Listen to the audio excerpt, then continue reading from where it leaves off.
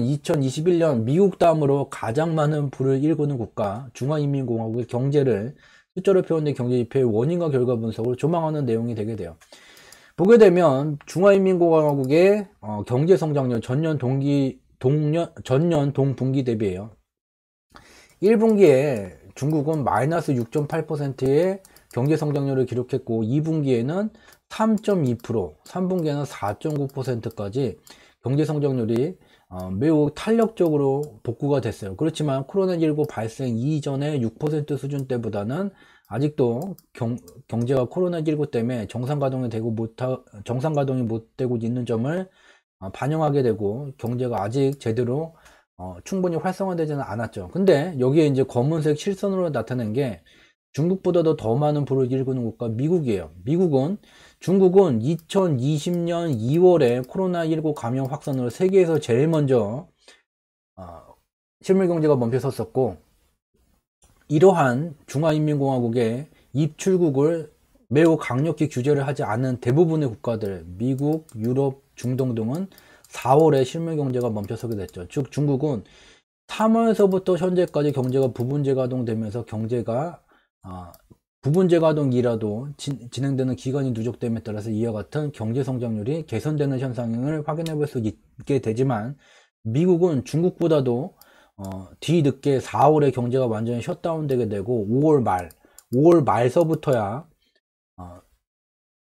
미국의 이제 실물 경제가 부분재가동되는 현상이 나타나게 됐죠. 그렇기 때문에 미국의 경제 성장률은 이와 같이 2분기에 마이너스 9%, 그리고 3분기에 왔는데 마이너스 2.8% 정도 마이너스를 여전히 나타내고 있는 중이에요. 여기 이 단편적으로 보게 되면 중국 경제가 미국 경제보다 강하구나, 드디어 이제 조만간에 중국이 미국을 앞서게 되는 날이 머지 않았구나 라고 생각할 수 있게 되죠. 그렇지만 우리가 간과해서는 안 되는 것은 중국은 3월서부터 현재까지 부분재가동되는 경제가 부분재가동되는 누적 기간이 더 미국보다 길었고 미국은 더 짧았다라는 점, 요것을 감안해서 좀 인지할 필요가 있죠. 무슨 말이냐면 이제부터 그 세부적인 내용을 좀 보게 되면 좀 생각이 달라지게 돼요. 무슨 생각이냐면, 여기서도 이제 중국 경제의 성장을 견인하는 두 가지 큰 부문, 부동산 부문과 설비 투자 부문으로 나눠서 좀 살펴보게 되면, 먼저 이제 부동산 부문이 되게 돼요. 여기 검은 선으로 나타난 게 중국의 인플레이션율이에요. 그래서 중국의 인플레이션율이 2%를 상회하는 2%를 상회하는 조건이 되게 되면, 파란색 선으로 나타낸 중국의 70개 대도시 평균 신규 주택 판매 가격이 상승하는 현상이 나타나게 된다는 것을 확인해 볼 수 있게 되죠. 우리가 주목해야 되는 것은 가장 최근이죠. 2020년 들어와서 중국이 2월에 실물 경제가 셧다운되는 현상이 나타나게 됐고, 여기에 2번으로 마킹한 것과 같이 일정 기간 강력한 경기 부양 정책을 진행한 바는 있어요. 그렇지만 2000년 초반서부터 현재까지 4분기인 현재까지 중화인민공화국의 인플레이션율은 지속적으로 고점이 낮아지는 침체 현상이 진행되고 있죠. 이에 따라서 이와 같은 유동성 변화에 가장 민감하게, 주식시장보다 더 민감하게 반응하는 부분이 부동산 부문이고, 부동산의 실적 개선세가 침체되는 현상이 나타나고 있다는 것을 확인해 볼 수 있어요. 즉 여기까지 정리를 하면, 중국의 부동산 경기는 미국과 다르게 인플레이션율, 위안화 유동성 공급 확대를 2020년 들어와서 적극적으로 진행하지를 않았고, 이에 따라서 인플레이션율이 침체되는 현상이 진행되고 있고, 그것이 부동산 부문이 미국과 달리 활성화되는 완전히 활성화되는 그런 수준까지는 이끌지는 못했다. 그렇지만 여기 3번으로 나타낸 것과 같이 2013년 글로벌 부동산 호경기가 진행된 이래 보게 되면 여전히 중국에서도 미국보다는 덜하지만 저점이 높아지게 되는 중국의 부동산 경기 호경기세가 진행되고 있다는 것을 눈으로 직접 확인해 볼 수 있게 돼요. 다음으로 이제 중국 경제의 성장을 견인하는 설비 투자 부문을 보게 되면, 이 검은 선으로 나타난 게 중국의 설비 투자 부문을 대변하는 산업 생산 지수예요. 2월에 셧다운된 이후에 중국의 실물 경제가 부분재가동되게 되면서 매우 탄력적으로 지금 설비 투자 경기가 개선되고는 있지만, 주목해야 되는 것이 이 개선세가 둔화되고 있다는 거죠. 왜냐? 앞서서 살펴봤듯이 2000년 들어와서 위안화 유동성, 중화인민공화국의 인플레이션율이 침체세가 정책적으로 인해서 침체세가 진행되고 있기 때문에 이와 같이 설비 투자 부문이 됐던 부동산 부문이 됐던 중국의 자체 정책에 기인해서 실적 개선세가 둔화되고 있는 현상이 나타나고 있어요. 이 부분을 좀 더 상세히 살펴보게 되면 여기에 이제 파란 선으로 나타낸 게 미국의 미 달러 대비 중국의 위안화 환율을 나타내게 된 거예요. 여기에도 수명주기를 나타내게 됐고, 여기에 평균 상승 속도를 의미하는 경유지 이 밑으로는 위안화 강세, 이 위로는 위안화 약세 구간이 되게 돼요. 단순하게 위안화 환율이 밑으로 빠졌다, 위안화 강세다, 강세라고 말하는 것은 여기서 밑으로 빠졌을 때도 위안화 강세고, 여기서 밑으로 빠졌을 때도 위안화 강세인가? 수명주기 상으로 보게 되면 의미가 완전히 달라지게 되죠. 그래서 보게 되면 현재는 미달러 대비 위안화 환율이 가치가 약세 구간에 위치하고 있는데, 문제는 이 경유지의 임계 수준에 여기에 가까이 다가섰다는 거. 얘를 이제 하회하게 되면 미 달러 대비 위안화 가치가 역사적으로 강세 구간에 진입하게 되는 현상이 나타나게 되죠. 근데 이제 문제는 미국과 중국은 중국의 위안화가 2019년 기축통화로 편입되게 되면서 마찰이 지속되고 있는 중이에요. 초기에는 기축통화 편입에 따른 이 환율 관점에서 마찰이 진행이 되다가 2018년도서부터는 무역 마찰로 진행이 되다가 2020년 들어와서는 결국에는 2025년으로 다가오게 되는 완전 자율주행차 시대, 2030년으로 다가오는 인공지능의 시대, 이와 같은 하이테크 기술을 누가 선점하느냐에 따라서 과거에 어떠했던지와는 상관없이 앞으로 살아가게 될 인류가 경험하지 못했었던 이와 같은 혁신의 시기에 선도국이 되게 되죠. 그래서 이와 같은 하이테크 부문을 미국이 중국의 하이테크 부문을 직접적으로 제재를 가하는 그런 상황이 진행이 됐어요. 이러한 과정 속에서 미국의 중국에 대한 무차별적인 관세 부과가 진행이 되게 됐죠. 관세 부과가 진행이 되게 되면 중국에서 생산한 제품을 미국에다 이제 팔게 되는데, A라는 제품이 중국 내 가격은 동일해요. 그렇지만 이 미국의 관세 부과 때문에 미국에서는 제품 가격이 상승하는 현상이 나타나게 돼요. 근데 이 관세를 무자비하게 때리기 때문에 제품 가격이 격하게 상승하는 현상이 나타나게 되죠. 근데 이제 문제는 이와 같은 이제 관세 부과분을 상쇄시키기 위해서는 미 달러 대비 위안화 가치가 약세 구간에 머물게 되면 관세 부과분에 의한 제품 가격의 상승 현상을 어느 정도 상쇄시킬 수가 있게 돼요. 그래서 보게 되면 중국은 중화인민공화국은 미 달러 대비 위안화 환율을 지속적으로 약세 구간 속에서도 좀 더 상승시키면서 관세 부과분을 상쇄시켜 왔는데, 이게 2020년 들어서 위안화 유동성 공급 규모를 줄이게 되면서 이와 같은 임계 수준까지 와 있다는 것을 확인해 볼 수 있게 되죠. 근데 여기서 알 수 있는 것은 중화인민공화국이 바보가 아니기 때문에 향후에 얘를 이제 밑으로 더 빠지게 만들기 보다는 일정 기간 위안화 유동성 공급 확대 기조를 지금까지 자제해 왔기 때문에 향후 다시 이제 바이든 정권이 들어서게 돼도 매한가지로 규제 일변도로 갈 가능성이 높기 때문에 미달러 대 위안화 환율을 가치를 약세 구간에 묶어두게 되는 선택을 할 수뿐이 없다는 거예요. 또 하나 중요한 것은 앞서서 이제 설명드린 바와 같이 이와 같은 2020년 들어서 위안화 공급 규모가 감소됨에 따라서 중화인민공화국의 인플레이션율이 침체 현상이 나타나게 됐고, 얘는 적어도 2020년 1분기 또는 2분기까지 중화인민공화국의 부동산 경기에 관련된 경기지표 실적과 설비 투자에 관련된 경기지표 실적의 개선세가 둔화되는 조건을 이미 만들어 놨다는 거예요. 그래서 2021년 1분기서부터 위안화 공급 확대를 진행하게 되더라도 이 성과는 빠르면 2분기, 늦으면 3분기서부터 나타나게 되기 때문에 중화인민공화국 역시 2021년 1분기 경제 상황은 2020년 3분기의 탄력적인 개선세와는 매우 구분되는 둔화 내지 침체세가 진행되기 쉽다는 것을 확인할 수가 있게 돼요. 그리고 조망을 해야 되는 것이 2021년 미국의 대통령이 이제 바뀌게 되게 돼요. 마지막 이제 트럼프는 승부수를 띄우고는 있다고는 하지만 지금 이제 정상적으로 진행이 되게 되면 바이든 정권이 들어섰을 뿐이 없게 되죠. 근데 이 바이든은 대통령에 취임하기 전부터 이상한 이제 계획을 발표를 했어요. 2021년부터 민주주의 정상회의를 추진한다. 여기 회의에는 인민국가, 공산당 싫어, 중국, 북한, 러시아 빠져. 나머지 민주주의 국가는 참여해. 이와 같은 민주주의. 지금 보게 되면 2019년 중국의 위안화가 기축통화로 진입한 이후에 미국과 중화인민공화국 간의 이제 통화 마찰, 2018년도서부터는 무역 마찰, 2020년에 들어오게 된 다음에 하이테크 부문에 대한 규제, 2021년도서부터는 이와 같은 구체적인 세부적인 사안에 대한 마찰이 가닌 국가를 경영하는 경영 철학, 이념, 공산주의와 민주주의로 이분되는 현상까지 점점점 마찰이 심화되고 확산되고 있다는 것을 확인해 볼 수가 있어요.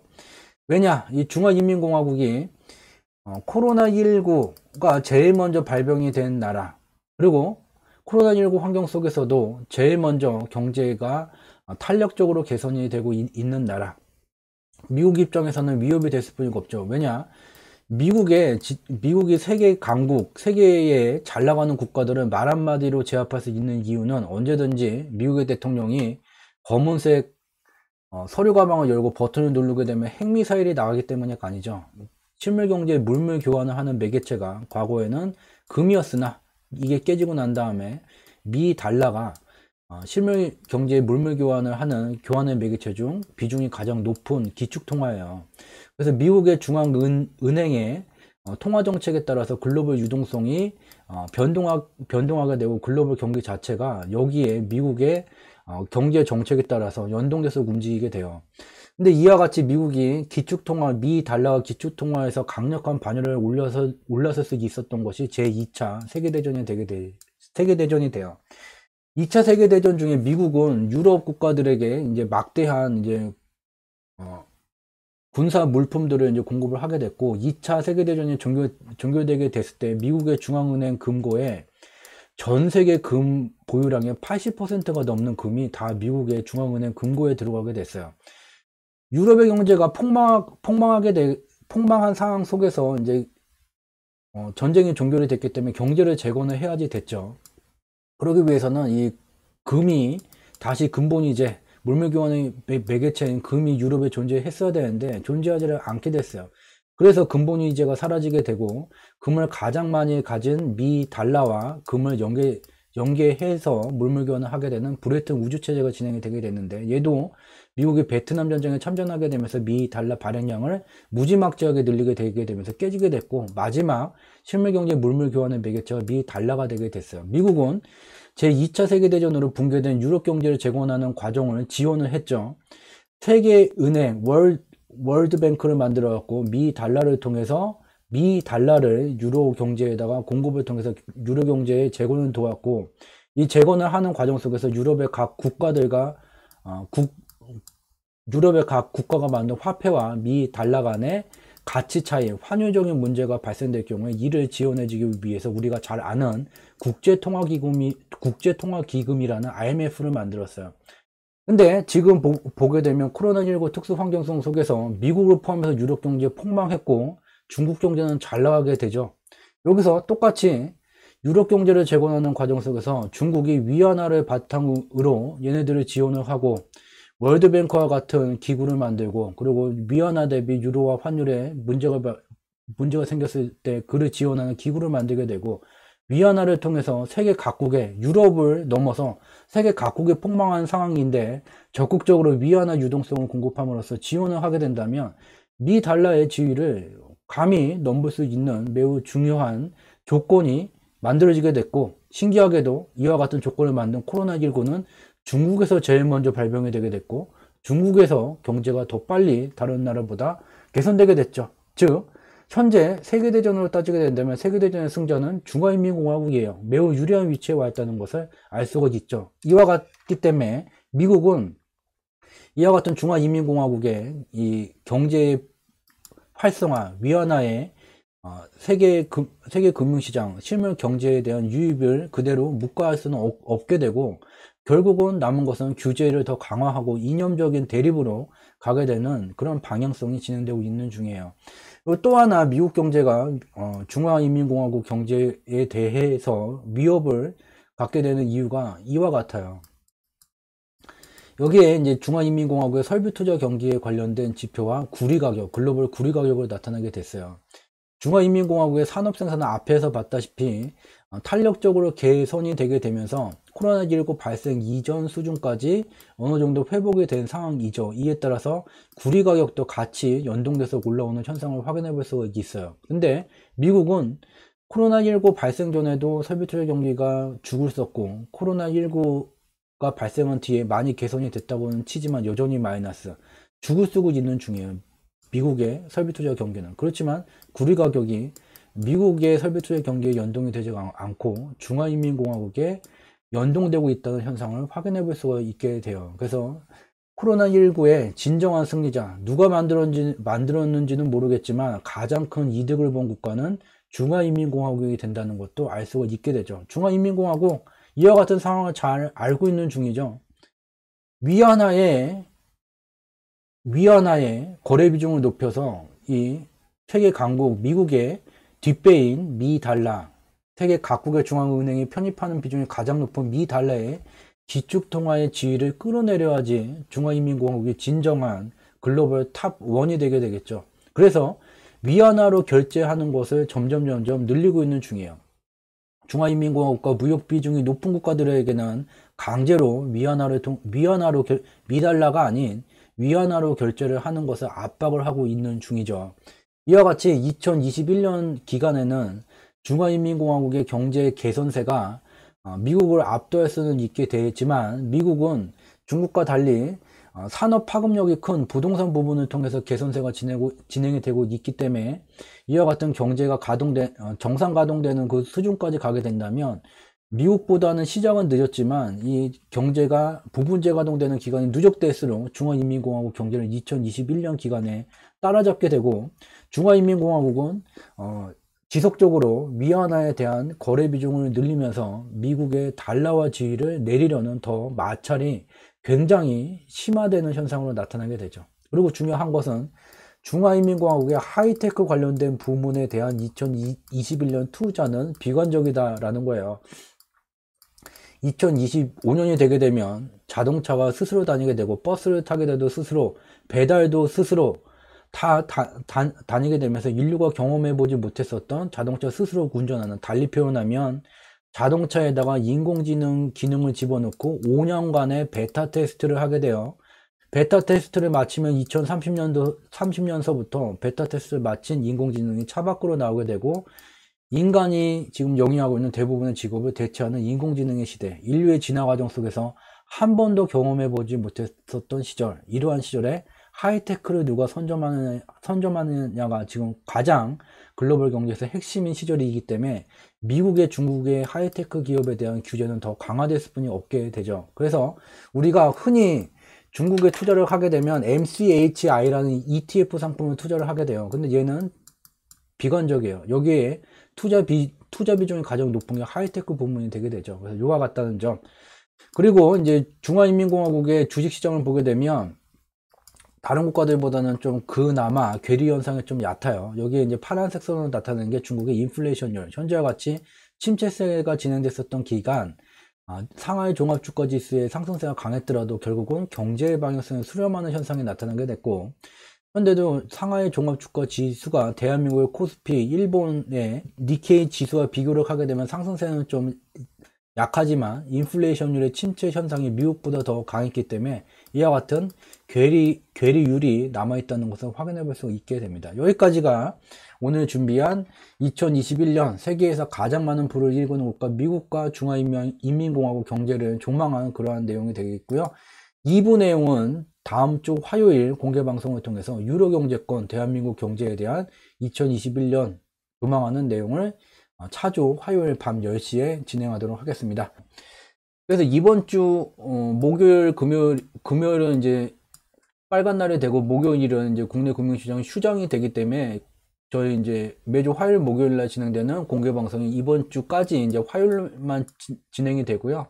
다음 주서부터는 화목 이제 정상적으로 진행이 되게 됩니다. 그리고 오늘 살펴보는 일부 내용 외에 다음 주 화요일 날 진행되는 공개 방송에서 2부 내용을 이제 살펴보게 돼요. 여기서 이제 유로 경제권과 대한민국 경제를 조망하는 내용이 되게 되고, 이 유로 경제권을 분석하는 내용 중에서 중요한 이제 시그널이 나타나게 돼요. 그래서 요 현상을 이제 충분히 이해를 하기 위해서는 지난 이제 공개방송 편집본 중에서 글로벌 경제 및 금융시장을 봄, 여름, 가을, 겨울 4계절이라는 요 영상을 찾아서 좀 봐주실 필요가 있죠. 공개방송이 화요일, 목요일 밤에만 진행을 하게 돼요. 그래서 이제 월, 화, 수, 목 중에는 이와 같은 네이버에다가 이제 경제지표 스토리텔링이라고 검색어를 치시게 되면 블로그에 이와 같은 클릭을 하게 되면 저희가 운영하는 블로그 경제지표 스토리텔링 우리가 사는 세상 바로보기라는 블로그가 나오게 돼요. 그래서 매일 2개 정도씩 그날 이제 분석한 내용을 올려드리게 되고, 블로그에는 매우 단편적인 얘기만 좀 분석한 내용을 공유를 하게 되고요. 여기에 이제 연관 검색어에 보게 되면 주 상지라고 여기 조회가 돼요. 조회수가 좀 이제 많아져갖고 연관 검색이 되고요. 여기에 이제 주 상지를 클릭을 하게 되면 여기에 세 번째 거 얘를 이제 클릭을 하게 되면 저희가 운영하는 카페 주상지 주가를 상승시키는 경제지표 카페가 연결이 되게 되고, 여기에 올리는 시황은 블로그에 공유된 것보다 좀 더 심층 분석, 인덱스 리뷰가 된 내용이 올라오게 돼요. 그래서 이와 같은 블로그 내용을 통해서 블로그와 카페를 통해서 매일마다 그 분석된 내용을 참고를 하실 수 있는 자료를 제공드리고 있다는 점 참고로 말씀드리도록 하겠습니다. 2021년에도 늘 양질의 컨텐츠를 제공드리기 위해서 지독, 중독, 고독의 3독의 정제는 지속하리라는 점 약속을 드리고, 저희가 진행하는 3독의 마지막 단계는 여러분들의 구독이 된다는 점, 매번마다 늦은 시간까지 1시간이 넘는 시간 동안 소중한 본인의 평일 1시간을 투자를 해주셨기 때문에 늘 조금이라도 도움될 수 있는 양질의 컨텐츠를 제공드리고자 늘 자만하지 않고 정진하도록 하겠습니다. 오늘 공개방송은 여기서 마치겠고, 2020년 기간 저희 경제지표 스토리텔링과 특히 유튜브를 통해서 3월서부터 공개방송이 진행이 되게 됐고, 저희 공개방송은 2018년 6월서부터 지속되어 왔습니다. 참고적으로 2020년 기간 유튜브를 통해서 만나 뵙게 된 많은 분들, 또한 페이스북을 통해서도 만나 뵙게 된 많은 대표님들, 함께 저희 2020년 경제지표 스토리텔링 공개방송 밤을이진 그대를 함께 만들어 주셔서 진심으로 감사드리도록 하겠습니다. 늘 겸손한 마음으로 정진하는 경제지표 스토리텔링이 되겠습니다. 오늘 2020년 마지막 공개방송은 여기서 마치도록 하겠습니다. 저는 다음 주 화요일 2021년 글로벌 경제를 조망하는 2부 순서를 가지고, 그리고 중요한 시그널을 가지고 여러분들을 찾아뵙도록 하겠습니다. 함께 해주셔서 진심으로 감사드리도록 하겠습니다. 고맙습니다.